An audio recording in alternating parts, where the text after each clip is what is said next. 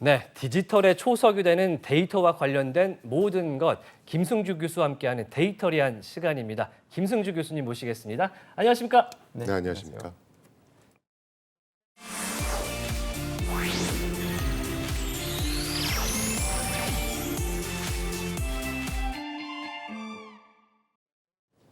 네, 북미 최대 암호화폐 거래소 FTX가 무너지면서 이 FTX 같은 중앙화 거래소에서의 이 투자자들의 이 이탈 행렬이 이어지고 있습니다. 그리고 이 보안과 관련된 이슈도 상당히 상승을 하고 있는데 오늘 그 이야기 나눠보겠습니다.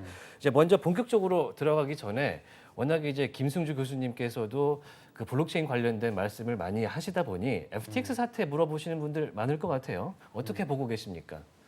뭐 일단은 불투명한 정보 공시, 그다음에 어떤 거래소 자체 발행 코인에 대한 어떤 제대로 된 관리가 못 됐다는 점, 이런 것들이 복합적으로 작용하지 않았나 이렇게 생각을 하고요.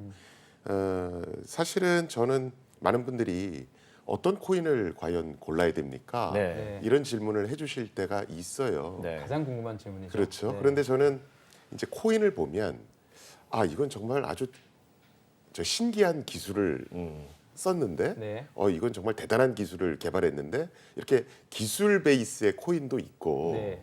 FTT 같이 어떤 비즈니스 모델 안에서 동작하는 그런 코인도 있습니다. 그렇죠. 근데 사실은 저 같은 경우는 조금 이렇게 기술 베이스의 어떤 코인들, 네. 어떤 단순히 비즈니스 모델만 갖고 있는 네. 그런 코인보다는 좀 기술을 탄탄히 갖고 있는 그런 코인을 추천하는 편입니다. 확실히 그 IT에서 지금 종사를 하시다 보니까 기술 관련된 코인을 조금 더 바라보고 그 업계를 중요시하는 게 중요하다 이런 말씀이신데 일단은 FTX 관련해서 지금 Not Your Key, Not Your Coin이라는 투자자들의 지금 이름이 지금 회자가 되고 있다는 얘기가 있습니다. 이게 어떤 얘기인지부터 좀 설명을 부탁드리겠습니다. 사실은 이제 많은 분들이 네. 뭐 코인도 사시고 거래도 하시고 뭐 하시는데 이게 도대체 어떤 식으로 동작하는 거야? 이걸 이제 모르시는 분들이 또 의외로 많은 것 같아요. 네. 그래서 우리가 이제 코인을 쓴다, 그러니까 다른 사람한테 코인을 준다. 이게 이제 뭔지부터 좀 알아볼 필요가 있습니다. 네. 사실은 내가 갖고 있던 비트코인을 다른 사람한테 준다. 이게 기술적으로는 인터넷 뱅킹에서 계좌 이체하는 거하고 굉장히 유사합니다. 유사합니까? 네. 그러면 우리가 인터넷 뱅킹에서 계좌 이체할 때를 생각해 보면 네. 받는 사람 계좌번호 쓰고, 네. 그다음에 보낼 금액 쓰고, 네. 그리고 어떤 걸 이제 하죠? 비밀번호 쓰고 인증서 누르고. 그렇죠. 공인인증서 통해서 예. 네. 전자 서명이라는 걸 합니다. 예. 그래야 이제 돈이 내 계좌에서 상대편 계좌로 옮겨가죠. 그렇죠. 요거랑 똑같다라고 보시면 됩니다. 받는 사람 계좌번호, 전자지갑 주소를 입력하고 네. 비트코인 금액을 쓰고 그리고 엔터를 치면 이제 키를 입력하라는 게 나옵니다. 네. 그게 이제 소위 공인인증서 갖고 전자서명하라는 얘기랑 똑같거든요. 네. 그래서 그것까지 다 맞추면 네. 내 계좌, 내 전자지갑 주소에서 상대편 전자지갑 주소로 비트코인이 이체되는 겁니다. 자, 그럼 여기서 좀 전에 not your key, not your coin이라는 네. 표현을 하셨잖아요. 여기서 키는 그냥 공인인증서라고 생각하시면 됩니다. 자, 만약에 내가 공인인증서를 해커들한테 탈취당하면 어떤 일이 벌어집니까? 다 털리게 되겠죠. 그렇죠. 해커가 내 계좌로 들어와서 자기 계좌로 돈을 이체시켜 버리겠죠. 똑같이 키 관리를 잘못해서 이 키가 노출이 되면 내 전자지갑 주소로 들어와서 네. 내가 갖고 있던 모든 암호화폐를 다른 사람 계좌로 그냥 무단 이체시켜 버리는 겁니다. 그래서 키를 안전하게 관리하는 것이 코인을 안전하게 관리하는 거랑 똑같다. 이렇게 얘기를 하는 겁니다. 되게 좀 비우고 쉬운 설명이네요. 많이 이해되실 것 같아요. 뭐 프라이빗 키 나오고 하면 또 이제 머리 지끈지끈해지는데 공인 인증서로 비유해지니까 네, 그 블록체인 사람들은 공인인증서. 궁금할 것 같아요. 그래서 FTX 맡겨놓은 내 돈과 키와 이거를 내 지갑에 하는 것과 어떤 차이가 있을까? 그것도 한번 비유해 주시면. 그렇죠. 일단 지갑이란 표현이 나왔는데 네.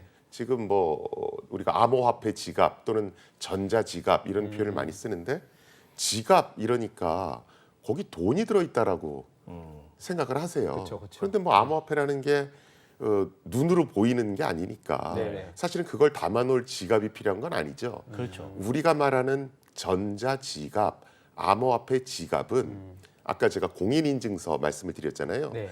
그 키를 보관하는 게 전자지갑입니다. 그렇죠. 그래서 우리가 전자지갑, 암호화폐 지갑이라고 얘기하는 건그 공인인증서 비스무리한 키를 보관하는 곳이다. 이렇게 생각하시면 될 것 같고요. 네. 자, 그러면 보통 우리가 암호화폐를 얻을 때 네. 거래소에 로그인을 해서 그쵸. 거기서 원화를 주고 코인을 사지 않습니까? 그렇죠. 네네. 그렇죠? 그럼 상식적으로 내가 구매한 코인은 네. 내 계좌에 들어와 있어야 될 거 아니에요. 그렇죠. 그게 상식이죠. 그렇죠. 예. 그런데 그렇지는 않습니다. 어. 보통은 거래소에서 코인을 구매하면 네. 그냥 그 코인들은 다 거래소 계좌에 다 있습니다. 그리고 그냥 데이터베이스 상으로만 보여주는 거예요. 김승주가 몇 개를 가져가 있다. 그 할당 기록만 있는 그렇죠. 거군요. 그 장부만 유지시켜 놓는 겁니다. 공인증서를 거래소 갖고 있는 거죠. 그렇죠. 네. 그러니까 거래소의 공인인증서를 가지고 네. 이제 거래소 계좌 안에 돈들이 다 들어가 있는 거죠. 그리고 실제로 돈은 움직이지 않았는데 네. 장부상으로 우리가 갖고 있는 돈 중에 김승주는 몇 개를 갖고 있고 또 누구는 몇 개를 갖고 있고 이렇게 장부로만 기록을 해놓는 겁니다. 자, 그런 상태에서 만약에 거래소가 자기가 갖고 자기 계좌에 있는 암호화폐보다 네. 더 많은 어떤 매매를 네. 시도를 했어요. 예. 그럼 시중에 팔린 코인이 자기가 보관하고 있는 코인보다 더 많아지겠죠. 예. 장부상으로는. 네. 그런 상태에서 뱅크런이 발생하면 이제 줘야 될 돈이 모자라는 상황에 그쵸. 이르는 겁니다. 그래서 우리가 추천할 때 거래소에다가만 그렇게 돈을 보관하지 마시고 개인 계좌를 만들어서 네. 거래소에서 내가 구매한 돈을 내 계좌로 이동시키십시오. 이렇게 얘기를 하는 겁니다.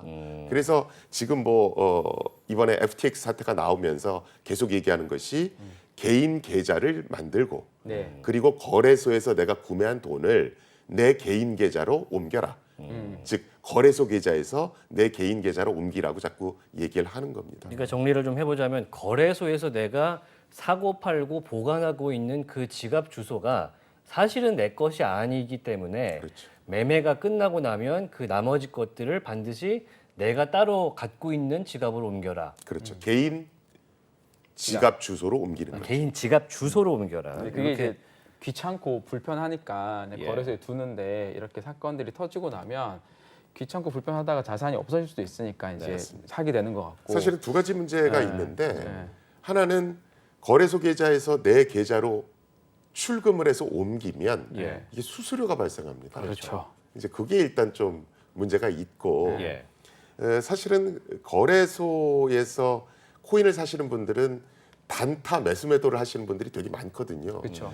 근데 그걸 내 계좌로 갔다가 그걸 다시 거래소 계좌로 옮겼다가 이거 왔다 갔다 하는 것이 굉장히 부담스럽단 말이죠. 그러다 보니까 또 안 하시는 분들도 계시고 그래서 매번 할 수는 없지만 그래도 한 70% 80%는 내 개인 계좌로 옮겨놓고 나머지 조금만 이제 거래소에 두는 그런 형태를 취하는 게 좋겠다. 교수님 생각하신 이렇게 가장 얘기하는 좋은 그래도 방법은 한 70% 정도는 개인 계좌, 개인 지갑, 그렇죠. 한 20% 정도는 이쪽에서 하고 그게 가장 추천하신 방법이네요. 사실 FTX 투자자 중에 설마 FTX라는 큰 회사가 넘어지겠어? 이렇게 생각을 안 했겠죠. 그렇기 때문에 이제 거기다가 보관만 그렇죠. 거래소에서 했기 때문에 문제가 또 생기고 있는 건데 이것과 관련해서 테슬라의 일론 머스크 CEO가 이제 또 입을 열었습니다. 가만히 있을 양반이 아닌데 콜드 월렛에 넣었어야지라고 트위터를 썼어요. 이게 어떤 의미일까요? 우리가 공인인증서를 저장할 때 예. 하드디스크에 저장할 수도 있고 네. USB에 저장할 수도 있고 또는 그쵸? 보안 토큰이라고 그래서 이렇게 생체 인식을 해야지만 쓸 수 있는 네. 뭐 그런 형태의 어떤 외부 저장 매체에 보관할 수도 있습니다. 네. 그런 거라고 보시면 돼요. 내가 이제 콜드 월렛 보통 핫 월렛 이렇게 얘기하는데 네. 핫 월렛은 인터넷과 연결돼 있는 전자지갑 이렇게 보시면 돼요. 온라인 전자지갑, 그렇죠. 온라인 상태인. 그렇죠. 예. 그래서 거기에다 이제 키들을 보관하면 예. 아무래도 사용하긴 편리한데 해킹에 취약할 수는 있죠. 네트워크가 연결돼 있으니까 해커가 침투할 수 있으니까 콜드 월렛이라고 하는 건 인터넷과 단절돼 있는 분리된 저장 매체 이렇게 보시면 됩니다. 그러니까 좀 더 안전한데 불편하죠. 좀 전 비유로는 콜드 월렛은 USB에 공인인증서를 저장하는 거고 그렇죠. 핫 월렛은 인터넷이 연결된 컴퓨터 하드디스크에 저장하는 거고. 맞습니다. 외부 그렇게 저장 배우면 장치 하는 게 이제 콜드고 하드에다 하는 거는 그렇죠. 우리가 핫월렛이고. 스마트폰에서 동작하는 뭐 전자지갑 또는 PC 상에서 동작하는 전자지갑. 근데 PC나 스마트폰은 인터넷과 항상 연결돼 있지 않습니까? 네. 이런 것들은 전부 다 핫 월렛입니다. 사실 이제 크립토 투자자가 거래소를 이용할 때 FTX 같은 경우는 앞서서 저희가 김동완 대표랑 얘기했습니다만 수수료를 경감하기 위해서 FTT를 쓰다 보니 거기에 이제 머물러 있는 경우가 있었단 말이에요. 네. 이런 상황에서 일반 투자자들이 할 수 있는 최대 보안 관련된 조치는 뭐가 있을까요? 그게 뭐 사실은 FTT라고 하는 게 그러니까 자체 마일리지 포인트 만들어서 그걸로 뭐 감면해주겠다는 거거든요. 그런데 이제 마일리지 포인트를 이곳저곳 많이 써놨는데 이게 사실은 다 회사의 부채란 말이죠. 그렇죠. 이게 사실은 굉장히 커졌고 이걸 이제 사람들이 찾기 시작하니까 이제 뱅크런이 발생하면서 문제가 생긴 네. 것이거든요. 예. 사실은 이용자들이 야 도대체 이 거래소가 어느 정도 거래 규모가 발생한다고 하는데 그러면 자체 어떤 지급 준비돼 있는 자산은 어느 정도 돼 있을까? 네. 실제로 이 규모가 허수는 아닐까? 네. 이런 것들이 정보가 다 공개돼 있어서 네. 이걸 다 따질 수 있는 게 제일 좋죠. 어렵죠. 공시를 통해서. 그렇죠. 그런데 그게 그렇게 쉽진 않습니다. 그래서 이제 미국 당국도 그렇고 우리나라 당국도 그렇고 이제 정보 공시를 가급적 투명하고 정확하게 하도록 유도하려고 굉장히 많은 애를 쓰고 있는 것이고요. 네. 그래서 사실은 지금 이용자가 할 수 있는 것은 제도가 완비되기 전까지는 아까 말씀드렸듯이 개인 계좌를 만들어서 예. 그 개인 계좌로 돈의 코인의 상당 부분은 이체시켜 두시는 것이 사실은 제일 좋습니다. 당장 거래를 해야 되는 것만 거래소로 두고 저도 이번에 이제 해외 거래소에 있던 것들을 다 콜드로 다 옮겼거든요. 근데 국내 거래소는 그대로 뒀어요. 그 이유 때문인 것 같아요. 국내는 그래도 이제 금융 당국이 어느 정도는 관리를 하고 규제도 있고 하다 보니까 좀 놔두게 되는 것 같고. 일단은 거래가 종료가 되면 그 상태에서 콜드 정도로는 무조건 따로 빼놓는 것이 좋은 상황이다. 맞죠. 그렇죠. 그러니까 대규모로 이렇게 좀 거래를 많이 하시는 분들, 예. 코인을 좀 많이 가지신 분들은 사실은 필수고요. 금액이 작으면 수수료가 더 많이 나와서 네. 거래소 등게 좋을 수도 있고요. 근데 조금 전에 이제 이장우 앵커도 얘기를 했습니다만 이제 해외에서 FTX 사태가 났을 때는 그래도 우리나라 거래소는 중앙화가 되어 있지만 그나마 좀 낫다라는 평가도 받고 있습니다. 그거는 이유가 뭘까요? 지금 이제 중앙거래소 얘기 나오면서 뭐 CEX다, DEX다 네. 해서 뭐 탈중앙 거래소 뭐 이런 것도 얘기가 많이 나오곤 있어요. 예. 사실은 이제 중앙화된 거래소의 경우에는 이 중앙기관 그 거래소 자체가 도덕적 해이에 빠지고 그렇죠. 또 적절한 어떤 관리 규제를 못 받으면 예. 문제가 생길 수가 있습니다. 왜냐하면 중앙거래소의 가장 큰 문제는 모든 정보를 독식하고 있다는 거예요. 그러면서 일반 이용자들과 네. 이 거래소 운영진 간에 네. 정보의 비대칭성이 발생합니다. 이러면서 이제 문제가 아주 심각해질 수가 있거든요.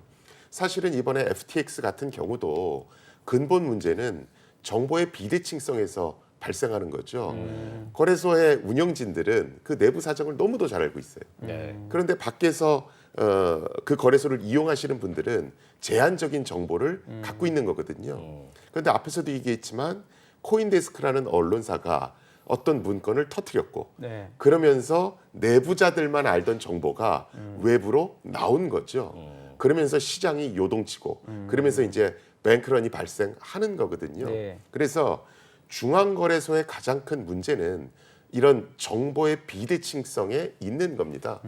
그래서 우리가 말하는 보통 탈중앙거래소라고 네. 하는 것은 그러면 거래소를 구성하는 모든 부분에 있어서 블록체인을 쓰자는 겁니다. 그러면 블록체인의 특징이 모든 사람들한테 투명하게 정보가 공유된다는 특징이 있잖아요. 네네. 예. 그러다 보니까 이 정보의 비대칭성을 완화시킬 수가 있죠. 그래서 자꾸 탈중앙화 거래소 얘기가 나오는 겁니다.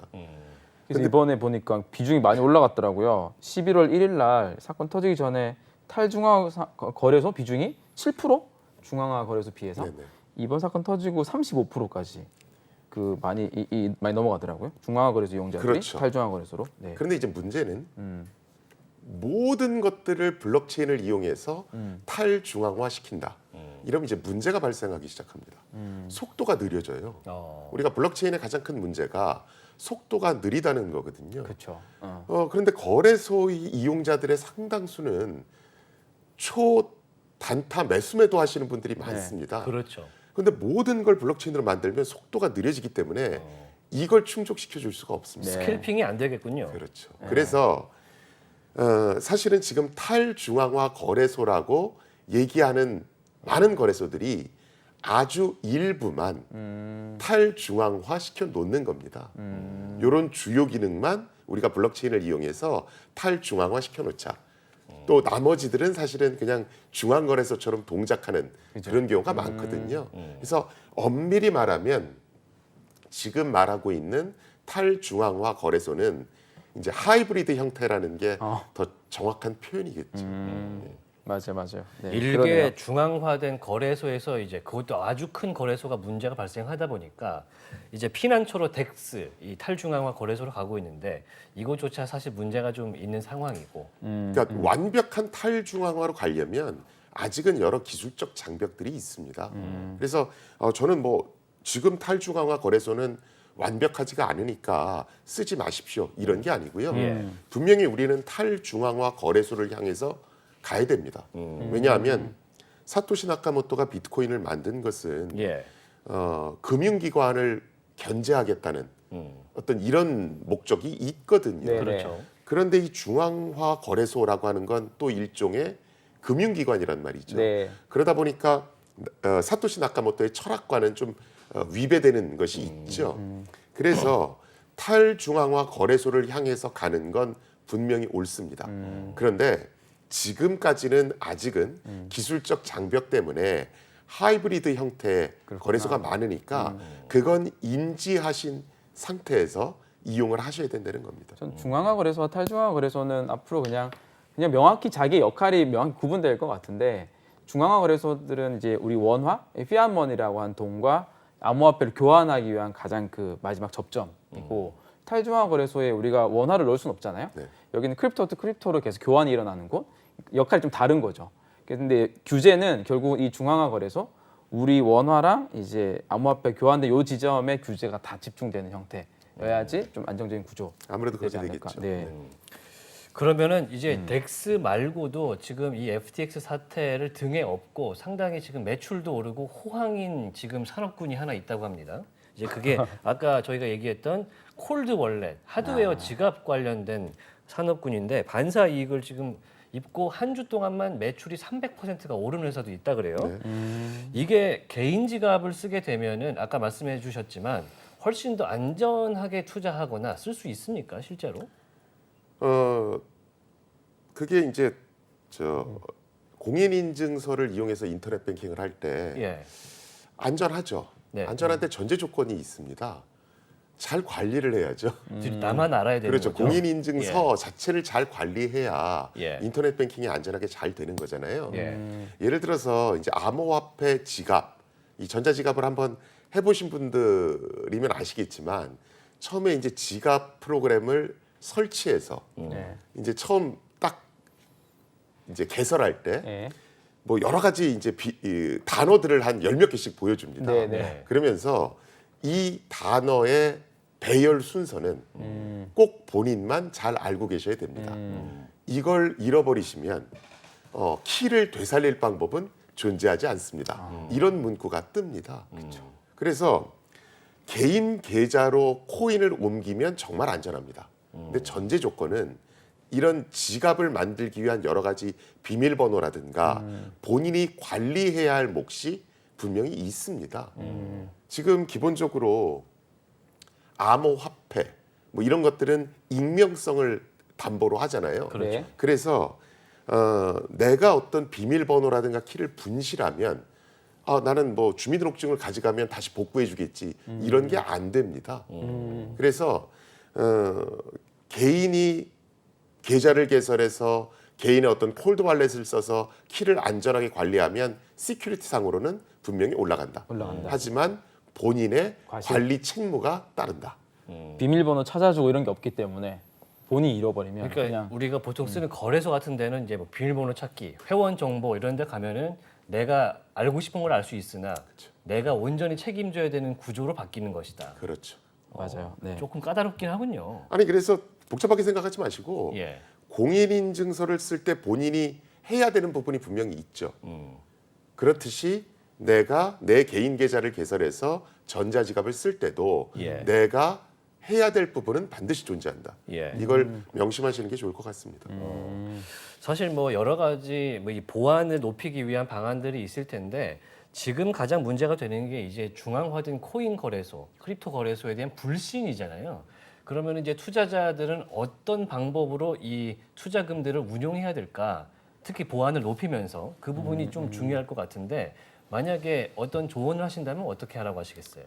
그게 그래도 저는 뭐 최근 들어서는 우리나라에서도 많은 노력을 하고 있는 것 같아요.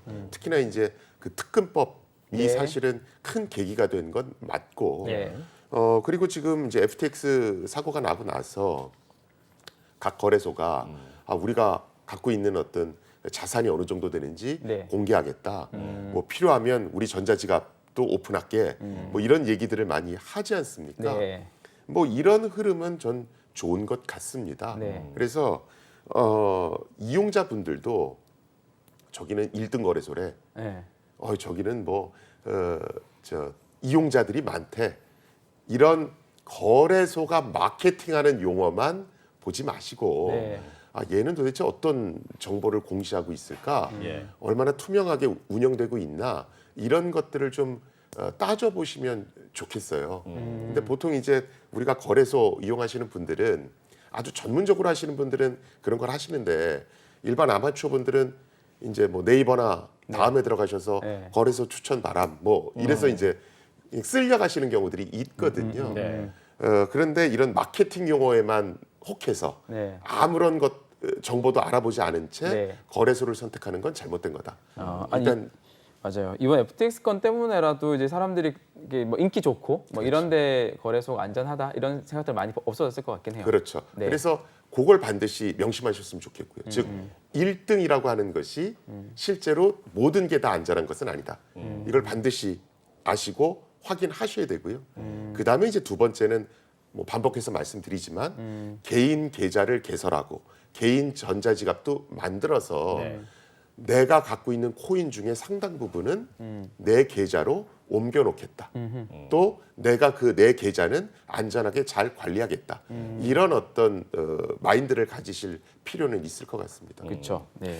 그러다 보니까 이제 우리나라에서도 뭐 크립토 거래소들이 뭐 보유하고 있는 뭐 코인의 종류라든지 어떤 액수, 양을 지금 공개하고 지갑 주소도 같이 공개하면서 볼 것들이 많아지고 있습니다. 특히 뭐 정보 보호 인증 같은 것들을 활용을 해서 그걸 확인하면은 내가 투자할 때 좀 안전한 답보 받을 수 있을까요?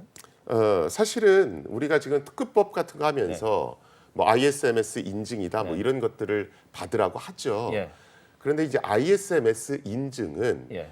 그 거래소가 얼마나 보안 대책을 잘 세웠는가 그것과 관련한 인증입니다. 네. 즉 외부에서 해커가 들어왔을 때 이 거래소가 얼마나 자기의 키 자산을 이제 지킬 수 있느냐 네. 그걸 보는 거거든요. 예. 그런데 ISMS 인증을 받았다고 해서 얘는 자산 운영을 건실하게 하고 있을 거야. 이거하고는 또 다른 겁니다. 아, 그것도 다른 거군요. 그래서 이걸 좀 구분해서 보실 필요는 내부에서 도덕적 해이가 일어나서 돈을 빼돌리거나 이런 것도 막을 수 없는 거죠. 예. 그래서 그거는 또 다른 프로세스로 막아야 되지 않나. 네, 시장이 신뢰를 회복하는데 상당 기간이 걸린다고 하는데 뭐 김승주 교수님의 이제 보안 관련된 이슈 등도 들으면서 저희가 발전을 도모해 보도록 하겠습니다. 오늘 김승주의 데이터리안 김승주 교수님과 함께했습니다. 오늘 고맙습니다. 감사합니다.